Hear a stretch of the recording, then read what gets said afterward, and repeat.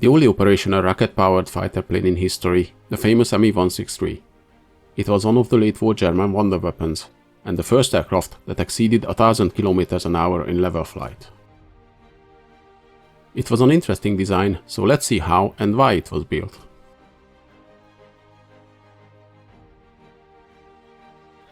In the late 1930s, there was an increasing interest in the rocket-powered airplane designs in Germany, similarly to the jet engines. The rocket engines offered great performance for a fighter plane, but their short burn time and high fuel consumption was a problem. To counter this, a plane with good gliding capabilities was needed, so it can return to the airfield without engine power. The German Research Institute for Gliding Flight was ordered to build a prototype of the Lippisch Delta IV to test rocket engines. This glider was an unconventional design from Dr. Alexander Lippisch, with no tail and featuring large delta wings. Under the program it was renamed the DFS-39. During the development, Lippisch became concerned that the DFS-39's wing-mounted control surfaces will cause problems at high speeds. They redesigned the plane, keeping the overall shape and large swept wings, but with a single vertical stabilizer on the tail. This new design was named the DFS-194. The original plan was DFS will produce the wings for the aircraft and Heinkel prepares the airframe, but the project suffered from delays and DFS couldn't keep the projected dates. Dr. Lippisch became frustrated and requested that he and his team with the whole project to be transferred to Messerschmitt and continue the work there. The Air Ministry granted his request in January 1939. Though the DFS-194 originally was planned to be a conventional piston-powered aircraft, just as a testbed for later rocket-powered designs, but after the project was moved to Messerschmitt, it was decided the aircraft will be developed as a rocket-powered machine only. The first airframe was completed in early 1940 and was moved to Peenemünde for the installation of the rocket engine and for test flights. The prototype showed excellent flight characteristics and reached 342 miles an hour in level flight. The success of the DFS-194 gave the project a big boost. The first prototype built by Messerschmitt, now renamed ME-163A V1, was completed in early 1941 and began its test flights during the summer. The first tests were just unpowered glide tests. After those, it had its rocket engine installed for powered flights. Though the rocket engines were not very reliable, in October 1941, the V1 prototype exceeded the 1000 km an hour level flight speed, setting a new speed record. The performance of the aircraft impressed the ministry so much that they immediately instructed Lippisch to design an upgraded version accommodating a new, more powerful rocket engine that was in development at that time. The work on the ME-163B version started in December 1941. Though the main goal was simplifying the construction for large-scale production, the plane actually ended up as a complete redesign compared to the A model. The main visual differences are a different canopy, the more sloped-top fuselage, and the more pointy nose incorporating a turbine to supply electricity while in flight. The first 30 pre-production ME-163B-0 models were equipped with 20mm cannons. The production variant, the ME-163B-1, featured the 30mm Mk108 cannons, the same weapon that was used on the ME-262 jet fighters.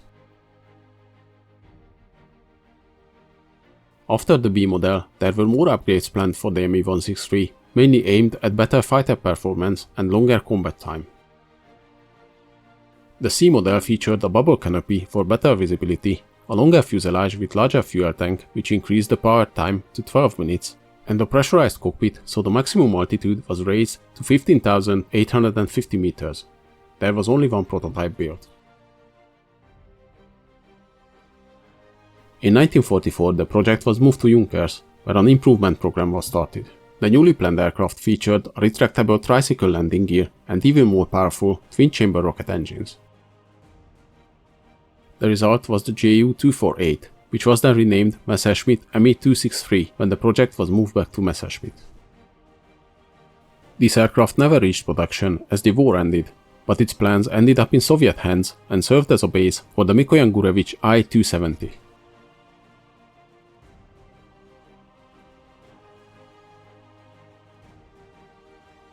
The Germans supplied the Japanese Empire with the ME-163 plans and a fully built plane as well.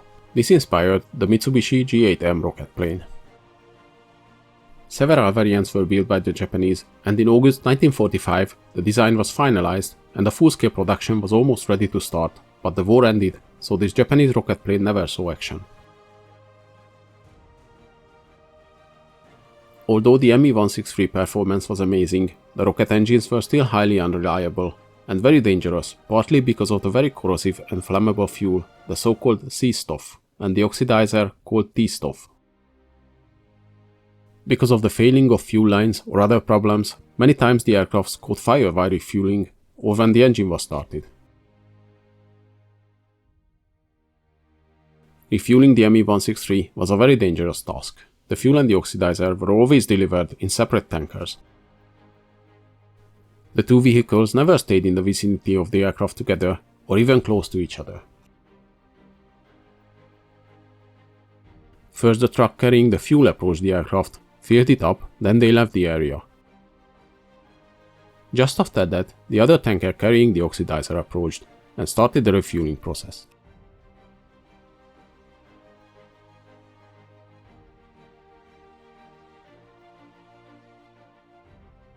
All the equipment and the plane's fuel system had to be rinsed after use because of the highly corrosive nature of these materials.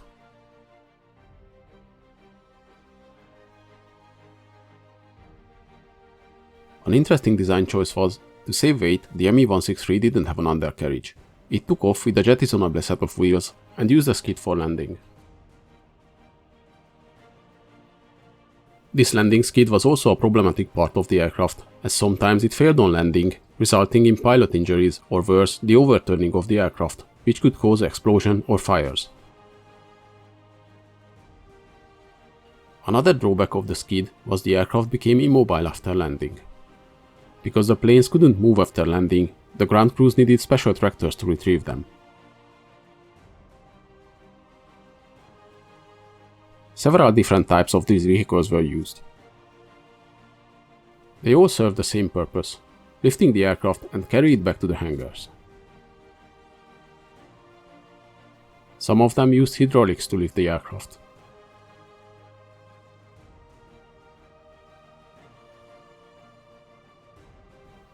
Others relied on compressed air to lift the fighter off the ground.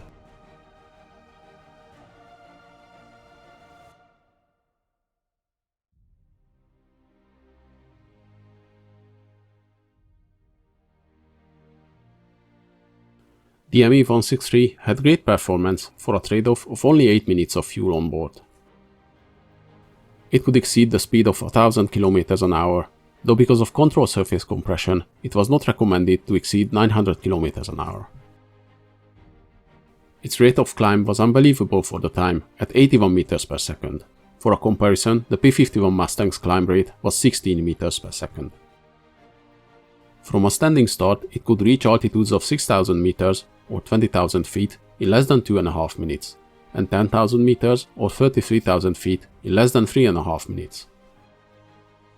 The usual method for the ME-163 combat mission was to take off, level out the aircraft and reach around 700 km an hour, which was the plane's best climbing speed. Then climb at 70° angle to the target bomber formation's altitude. When reaching the altitude, accelerate to around 850 km an hour. The ME-163 was equipped with two 30mm Mk108 cannons, which was a devastating weapon, but it had low muzzle velocity, so aiming was very hard. The ME-163 pilots had the same difficulties as the ones flying the ME-262 using the same guns.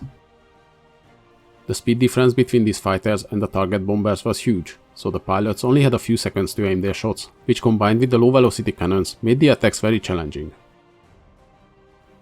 I already mentioned this and how these fighters attacked the bomber formations in my earlier ME-262 video as well. So if you haven't seen that, I recommend you watch it. See the link in the description or at the end of this video. To test the ME-163, the first service test unit, Erprobungskommando 16, was established late 1942 under the command of Wolfgang Spate. They received their first A-model aircrafts in July 1943. The first B models were assigned to this unit in January 1944, and the unit was considered combat ready in May, when they started flying small-scale combat actions against Allied bombing formations. Following these combat trials, the first Luftwaffe ME-163 fighter wing was formed officially. The first combat action of this new fighter wing occurred on 28 of July 1944, when they attacked the B-17 formation. The Allied fighter pilots were stunned by the sheer speed of the ME-163 at first, but after a while they found the German plane's weakness, the very short powered flight time. After the Allied pilots learned about the faults of these new planes, they usually didn't try to attack them directly. Instead they waited and attacked them in their gliding phase or after landing.